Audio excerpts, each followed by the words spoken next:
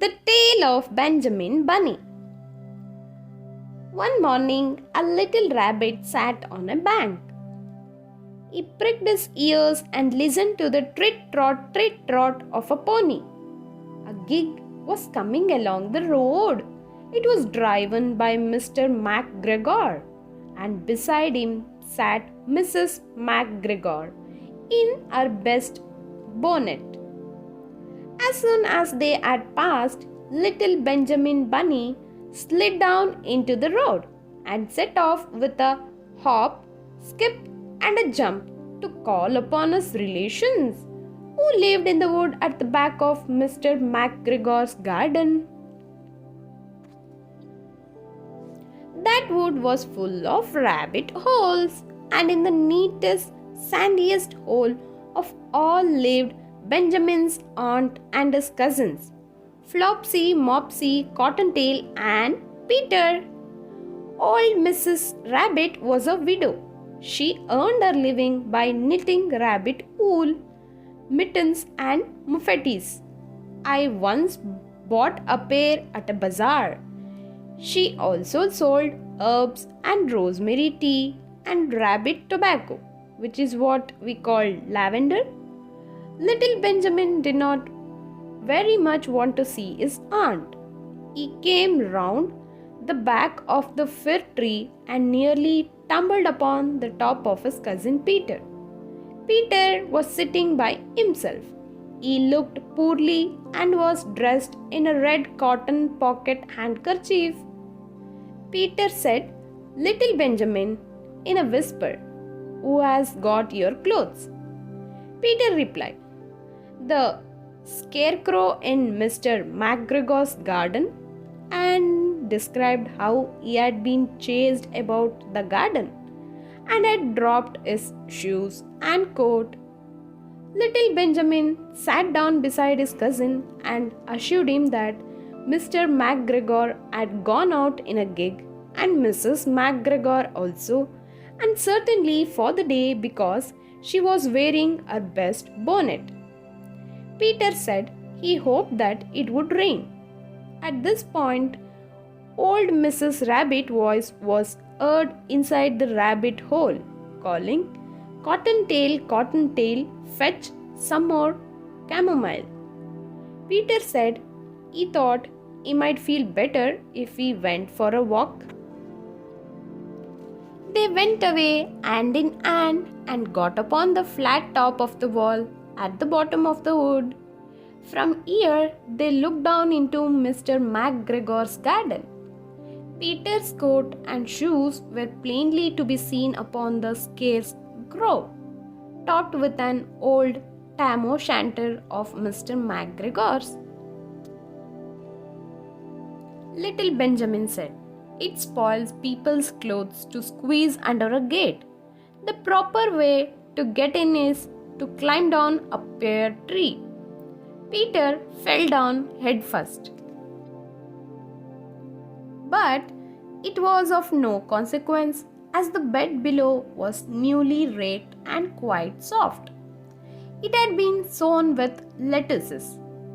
They left a great many odd little footmarks all over the bed, especially little Benjamin, who was wearing clogs. Little Benjamin said that the first thing to be done was to get back Peter's clothes, in order that they might be able to use the pocket handkerchief. They took them off the scarecrow. There had been rain during the night. There was water in the shoes, and the coat was somewhat shrunk. Benjamin tried on the tam o' shanter, but it was too big for him. Then he suggested that they should fill the pocket handkerchief with onions as a little present for his aunt. Peter did not seem to be enjoying himself. He kept hearing noises. Benjamin, on the contrary, was perfectly at home and ate a lettuce leaf. He said that he was in the habit of coming to the garden with his father to get lettuces for their Sunday dinner.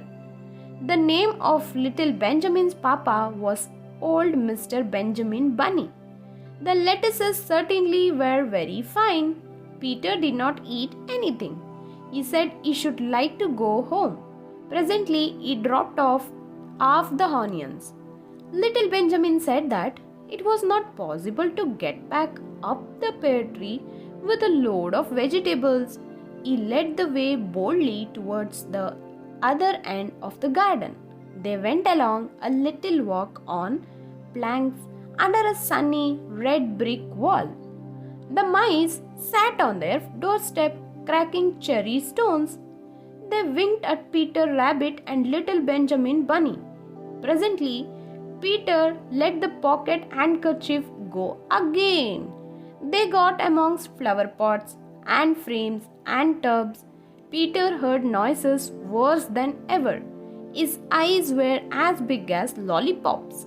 He was a step or two in front of his cousin when he suddenly stopped. This is what those little rabbits saw round that corner. Little Benjamin took one look and then, in half a minute, less than no time, he hid himself and Peter and the onions underneath a large basket. The cat got up and stretched herself and came and sniffed at the basket. Perhaps she liked the smell of onions. Anyway, she sat down upon the top of the basket. She sat there for 5 hours. I cannot draw you a picture of Peter and Benjamin underneath the basket because it was quite dark and because the smell of onions was fearful. It made Peter Rabbit and little Benjamin cry. The sun got round behind the wood and it was quite late in the afternoon, but still the cat sat upon the basket. At length there was a pitter-patter, and some bits of mortar fell from the wall above.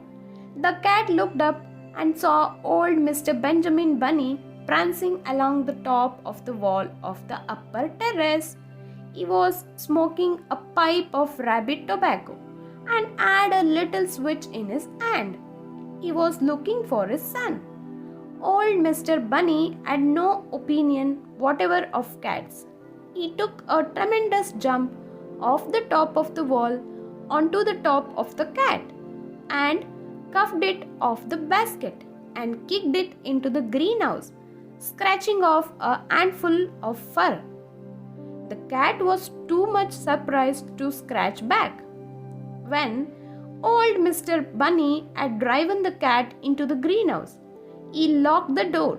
Then he came back to the basket and took out his son Benjamin by the ears and whipped him with a little switch. Then he took out his nephew Peter. Then he took out the handkerchief of onions and marched out of the garden. When Mr. McGregor returned about half an hour later, he observed several things which perplexed him. It looked as though some person had been walking all over the garden in a pair of clogs, only the footmarks were too ridiculously little. Also, he could not understand how the cat could have managed to shut herself up inside the greenhouse, locking the door upon the outside. When Peter got home, his mother forgave him because she was so glad to see that he had found his shoes and coat.